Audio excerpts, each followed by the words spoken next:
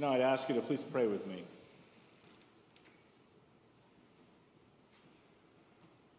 Holy and most gracious God, we pray that as we sit here and listen to these words, through your grace, we may hear your word. Amen. So, what is faith? When you ask a heavy question like that, it sort of hangs out in the air, floating there, defying gravity because people are too afraid to pick it up. What is faith? Do I really have to answer that question? I mean, we all know what it is, right? So what is it? Since the time of Martin Luther, 500 years ago, Protestants have said and repeated again and again that we are saved by faith, not works. Faith saves us, like literally saves us. It's pretty important. We should all have the definition of faith just rolling off of our tongues. A visitor walks through the door, and the first thing they hear from us is, "Oh, you want to be saved, just has faith." This is what it is. So what would you say as you sit here nervously folding your bulletin? What would you say if someone asked you that question? Well, faith, I believe in Jesus, so I have faith.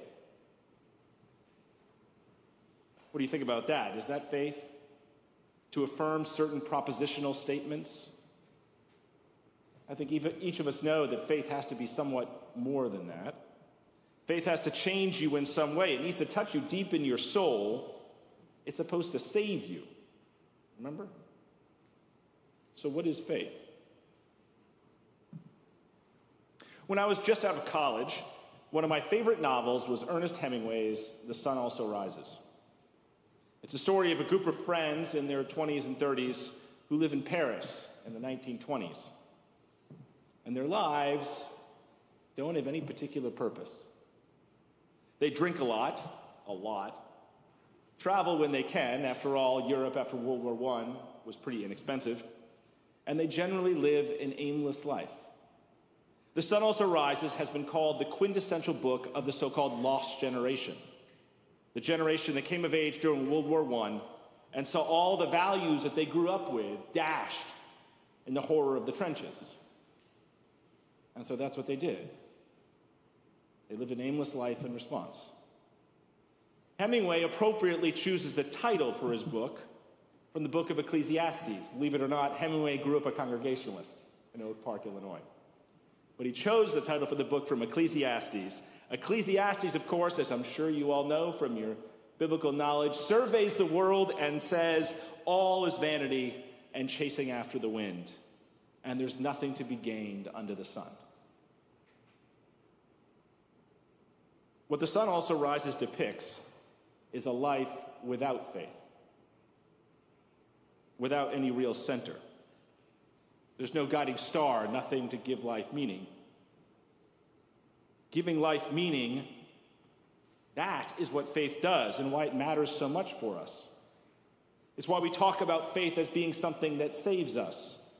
It saves us by giving a shape to our lives. I'm sure we've all had moments in our lives when we felt buffeted by the winds around us and lost adrift. You find yourself going to bed, waking up, working, and just going through the motions.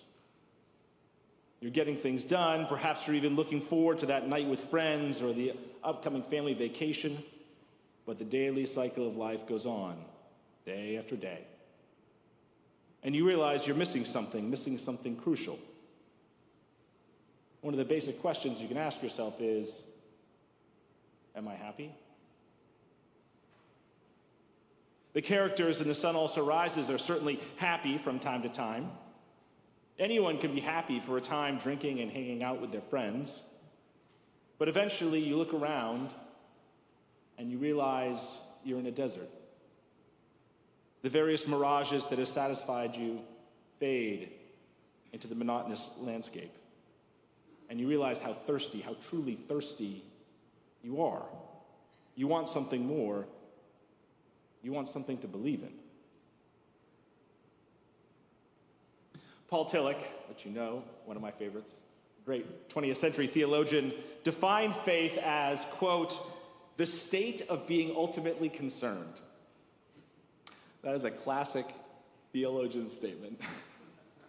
I do love theology, but sometimes I wish theologians tried to be a bit clearer. So let's unpack Tillich's statements.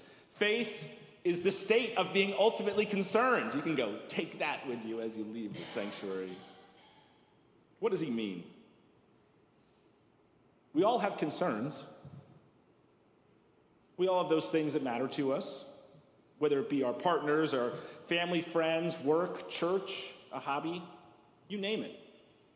There are lots of things for which we have concern, but every once in a while, certain things concern us ultimately. They are the overriding concern of life. Something that concerns us ultimately is something that we can surrender to fully.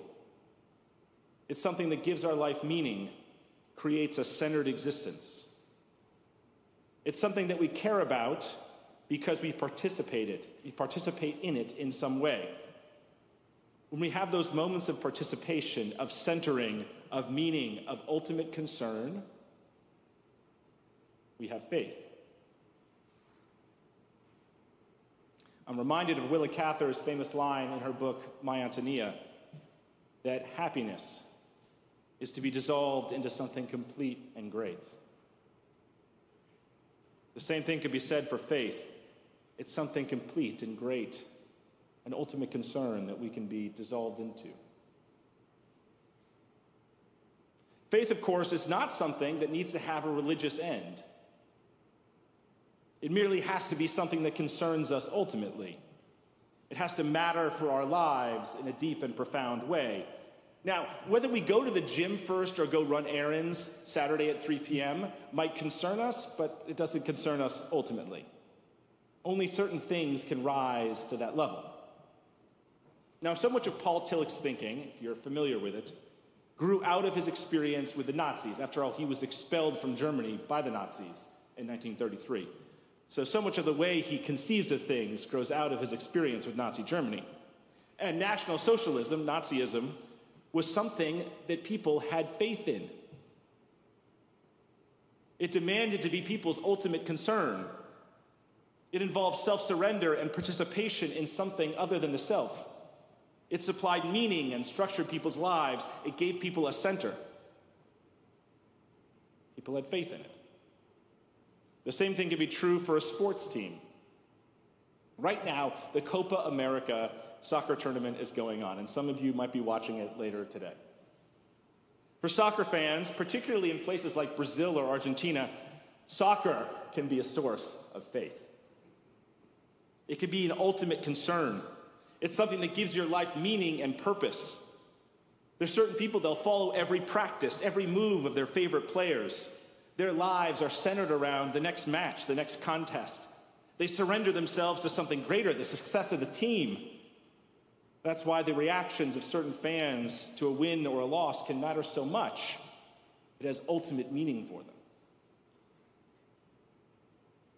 Someone's job or even success can be a source of ultimate concern. The job becomes the overriding focus of your life. Its success becomes your own personal success by which you judge your meaning and purpose. You surrender yourself to it totally. Children can be that way for certain parents. Now, obviously, parents should love and care for their children, but sometimes the success of children becomes the center of someone's meaning in life. Parents derive their joy from their children. They live vicariously through them. Their concern for the children becomes all-encompassing. Everything else is subordinated to them. There is, of course, a risk in putting your faith in things like a political movement or a sports team or our job or our children. Those things can disappoint. National Socialism, of course, came to a disastrous end. Other political movements, Newsflash, other political movements, they never deliver on all of their promises. Sports teams, they lose and can never fully provide the type of meaning that we search for. Devoting ourselves to work or success can similarly fail. What happens if that is your ultimate concern and then you're downsized? We lose ourselves when we make other people, even our families, our ultimate concern. To try to find what we're looking for, we need to put our faith in something else.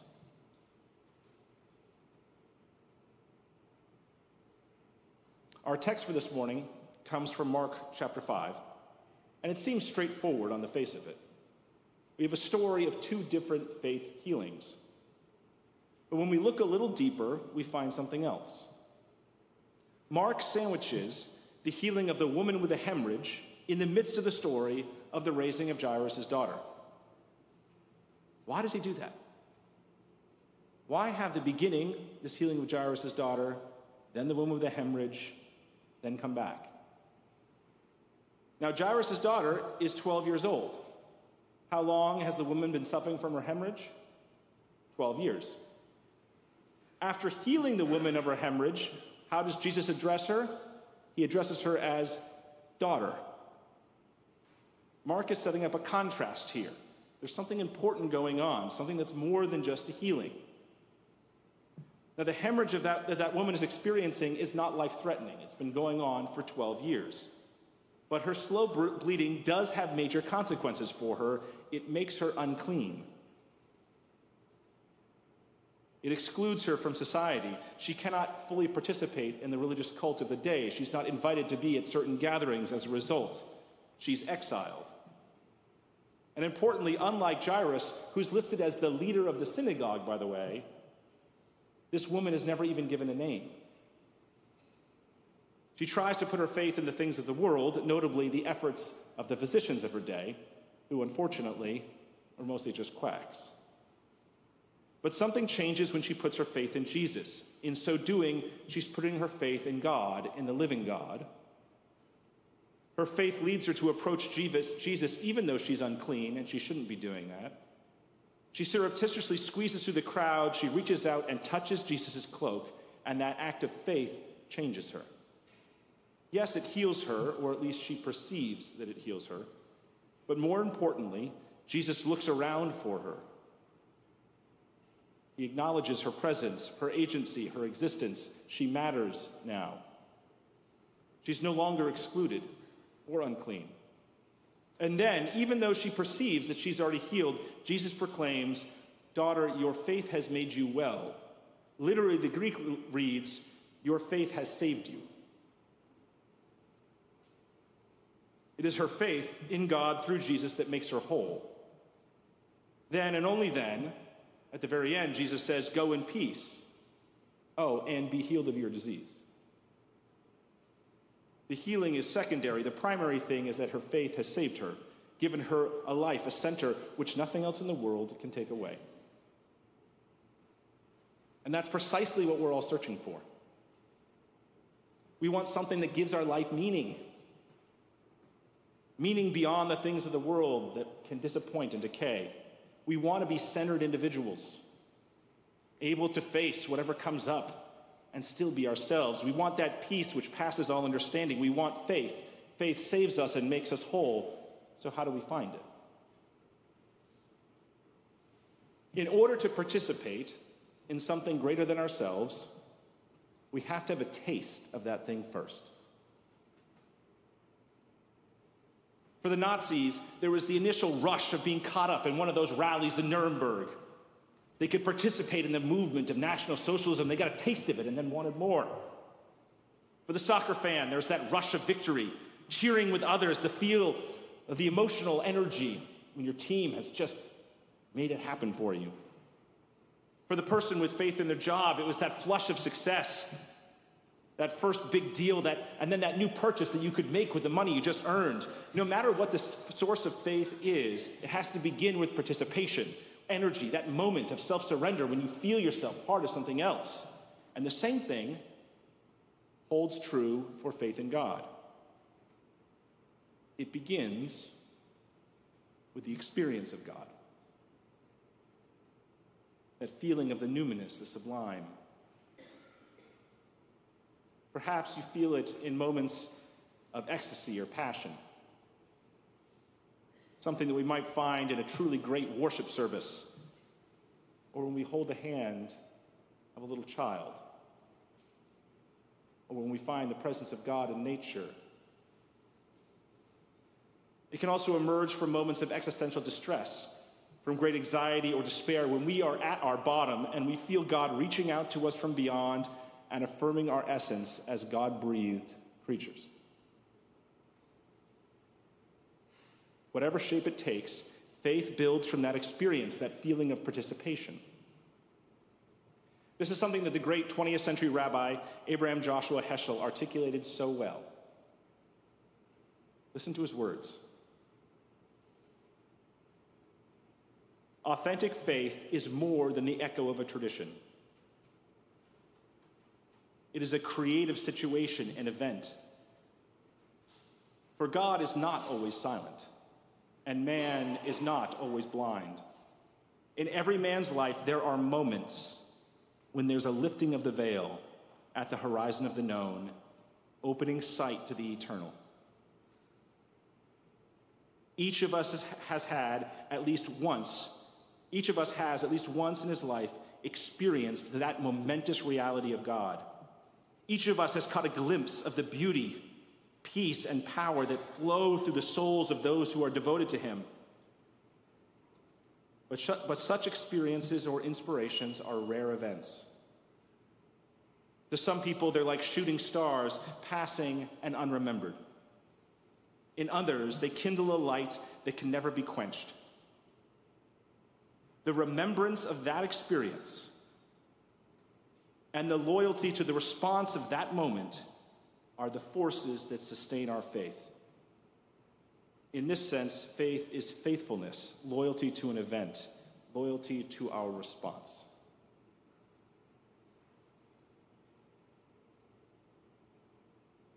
Do you see what Heschel was saying?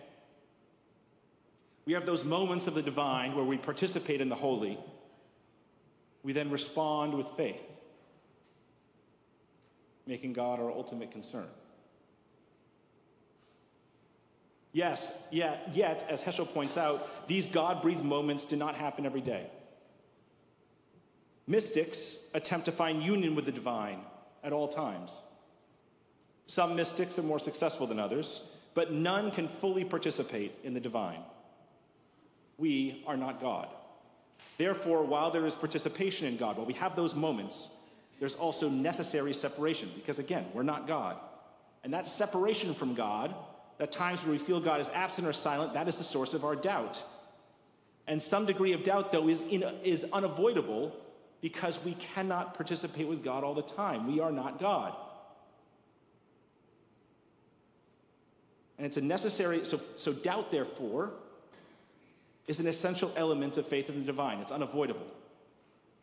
What we need, as Heschel points out, is faithfulness to that moment.